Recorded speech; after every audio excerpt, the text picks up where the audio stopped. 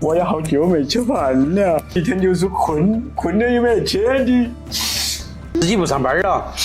原来我都上班了，现在饭都添不起。我是大众服务型的，我70年的，打点时间的话，现在真的累不点的。本来那天的外卖给点的外卖，先吃点饭，你慢点慢，不养我饭。原来我根本不那么穷，20几岁也不算大噻，兄弟。我现在就是勉强回去。我自己没本事无所谓啊，我怕孩子跟着我吃无所谓，必须得干。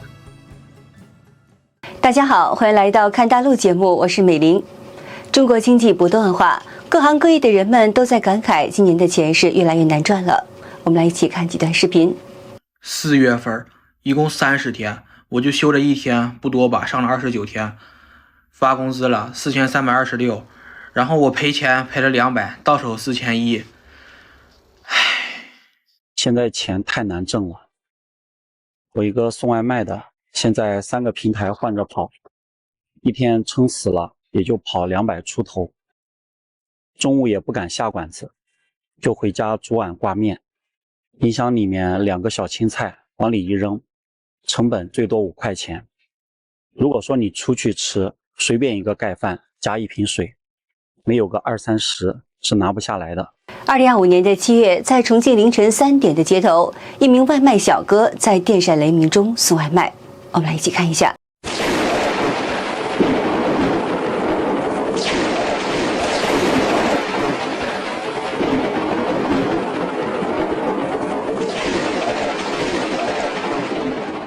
有网友评论说，他有没有想过他为什么要过这种日子？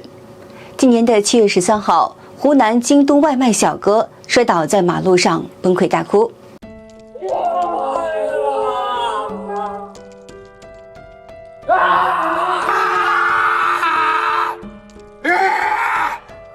今年太苦了，老百姓没收入，收入了没钱，还怎么买东西去？今年行情不好啊，买了半车菜又回来了。连有钱的没够，白方面的吃饭了。我这是实话实说。你觉得你现在幸福不？你看着我辛苦吧？一天吃4顿饭吃不饱嘞，这馍馍得5、6个，大灰火灰上屋娘料，处理的话最累的了。你这衣服穿多少年了？这10年了，没钱，穿不出好来啊。一天才挣160块钱。对，6点不到6点都上班了，最低是10个。现在那个行情看起来，打工也不好打了哟，动不动就老板跑肚，动不动就拿不到工资。现在的普通人越来越难了，这生意还怎么做？3000多块钱的房租，16个小时卖了不到200块钱，这工又该如何去打？30、40岁正是养家糊口的年龄，可现在的是1小时16到17块钱，一天10个小时啊，200块钱都挣不到，还怎么养家糊口？一名男士幽默地说出了很多人的现状。这个是房子吗？不，这个不是房子，这是个鸟笼子啊。很多做牛做马的，白天飞出去工作了，晚上呢下班回来休息睡一觉，第2天继续又飞出去工作了。我们大部分老百姓普通人的生活都是被设计好的，就是做个牛马啊，一生就是为了这么个鸟笼子，等到老了飞不动了，也就剩这么鸟笼子。在中国，大部分人都是在想如何努力地活下去，而工作则成了让他们支撑下去的条件。今年欠了11万，现在还欠7万，不努力我就今天没有饭吃。不出来打工怎么弄？中国的很大一部分人活得还不如牛马，不断努力，每周拼命工作8天，并不是为了追逐梦想，完全是因为生活所迫，没有办法，只是为了生存下去，活下去，就图个吃饱穿暖，能还上欠款。东大的打工人啊，压根就没有生活，只有工作，生活只不过是附带的附属品啊。每天努力的工作啊，你以为是追逐什么梦想吗？其实不是，是被生活所迫。从来不是自己选择，而是别无选择。每天努力的活着，就是为了混口饭吃，解决一下温饱。累了睡一觉，早上起来接着干，晚上累了再睡一觉，早上起来再接着干，纯纯的牛马行经啊，牛马作为。有人还特意的把在国外打工和在中国大陆打工做了个区别。国外牛马和国内牛马有区别吗？兄弟们，很多人宁愿出国当牛马，也不愿意在国内卷，宁可花钱出国去日本种地洗海鲜，也不愿意在家里浪费时间。这是图啥？因为在国内刨去各种成本，能吃饱喝足就行，有些甚至连生活费都不够，就更别说是存钱了。在日本打工就种地洗海鲜，一年去掉所有的花销都能存个小10万吧。其实不管在国内国外，不管在哪个行业，都是值得被尊重的。同时呢，我们就想努力付出，然后能得到该有的回报，咋就这么难呢？我想大多数选择出国的人就图个付出跟回报成正比吧。突然发现我们的人生大事都得靠请假来完成，结婚要请婚假，生病要请病假，生孩子要请产假，甚至亲人走了也得请丧假。我们最珍贵的时刻全都是跟工作投来的时间。更扎心的是，寒窗苦读几十年10几年，拼死拼活考一个好大学，就为了毕业之后当一个更好的牛马。这个年轻人也说出了很多中国年轻人的酸楚的经历。他们在埋头苦读时，怎么也想不到迎接自己的新生活竟然是做个挣低薪的牛马。在湖北武汉的街头，有人在墙上写了一段让人十分心酸的话：这社会发展吃掉了我爷爷那一辈淳朴的农民，吃掉了父母那一辈憔悴的工人，而现在轮到了我，越来越多的事情看不清楚，也想不明白。让很多年轻人想不明白的事情还有很多。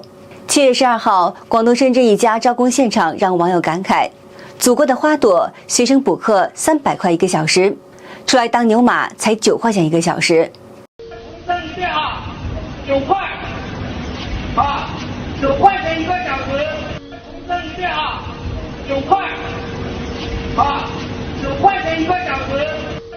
这个对比真的是无声的讽刺。中国社会现在出现一个怪现象，一边是尽力打拼却勉强糊口的年轻人，一边是活力四射拿着高额退休金的老年人。你退休金多少钱啊？9000多，1万多，6000多，18000，18000了。一个数已经挣300块进账，目前来回事，1万左右，1万多一点吧，1万多。现在我赚1万块了。近期1万。有人感慨说，一边是退休金花不完的老头老太太，一边是负债还不完的年轻人。中老年人看土味短剧，一年能烧掉504亿；年轻人看电影，一年才花400亿。老一辈人出生在60、70年代，从改革开放到下海经商，一波接一波的红利全赶上了。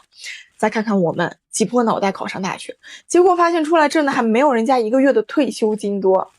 怪不得说银发经济有市场了。现在这个社会最敢消费的，也就是人家这一批。这些拿着高额退休金的老人，应该不少都是企事业单位的退休的人，所以待遇比较高。一般的普通人，即便是年龄大了，也要为生活奔波。大叔哥鼓励干啥活？大婚就出来，哎呀，相当累了。我看你这身板也是很单薄。行，我有毛病，必须。光我爹爹干了30多。那俺说这个年龄50来岁，谁处理大不挣钱？担着病了也没办法。这2年我没收入，就我这个情况，我真不想活着，就觉得对孩子影响不好。我不能去信那个观念，我一走了，孩子谁呀？儿子这才7年才算不上学，还没路，没找对象。我就是为了孩子活下去。然后父母都80多了，你不能叫他们，我这不想拿。对，别说了，没法子。其实呢，这是很多中国人的真实的生活的写照，就连那些退伍的军人也沦落到了被中共抛弃的地步。这人呢都不容易，你们看看，这大哥半夜人家还在那儿捡废品呢，是不是？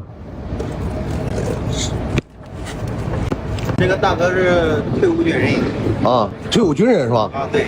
啊，靠捡破烂，靠捡破烂生活。哎呀，大哥，你吃饭没有啊？不管生活怎么难，人们都在想办法坚持活下去。中国老百姓为了生存苦苦的挣扎，中共当局对此事心知肚明，但并不像其他的民主国家那样想办法解决底层民众的生存困境，而是以影响市容为由，继续漠视百姓的哀嚎。曾经这个桥下面很多的流浪汉，我们吃剩的馒头和不穿的衣服都放到那个角落里，让他们自行领取。近些年就再也没有看见过。今天我来一看，原来这周边拿起了铁丝网，还在最里面放上了很多的尖石头。我们看了上述的视频，多少让人感到心情有些沉重。在中共的压榨之下，可怜的中国人只能无声地扛起生活的重担，每天为了维持一家老小的生计而苦苦的煎熬。但有一句话叫做物极必反。中国历代王朝将走向灭亡之前，也都出现了民不聊生、贪官污吏的乱象。只是信奉马克思列宁主义、无神论、唯物论、战天斗地的中共当局，对中国百姓的奴役更是有过之而无不及。天下苦共久矣，在老百姓们的痛苦煎熬中，上天对这一切也是历历在目，而且也通过各种方式降下了异象，启发人们。山东网友近日拍到了2个太阳。今天怎么会有2个太阳？你看啊，上面一个，底下一个。我的天哪，这是假的吗？现在是北京时间5点30分，2025年的7月14号，这是色物用手机拍的现场，各位哈，看一下，可了不得了。在中国古代的典籍当中，出现多个太阳，通常被认为是不祥之兆，代表着自然失衡、社会动荡与天谴等灾祸。唐代著名的天文学家、预言家李淳风在一次战中说，多个太阳同时出现是天下将分裂的征兆，这说明中国社会快要变天了。好的，今天就和大家聊到这儿了，请您记得点赞、订阅、留言，并且分享给您的朋友们。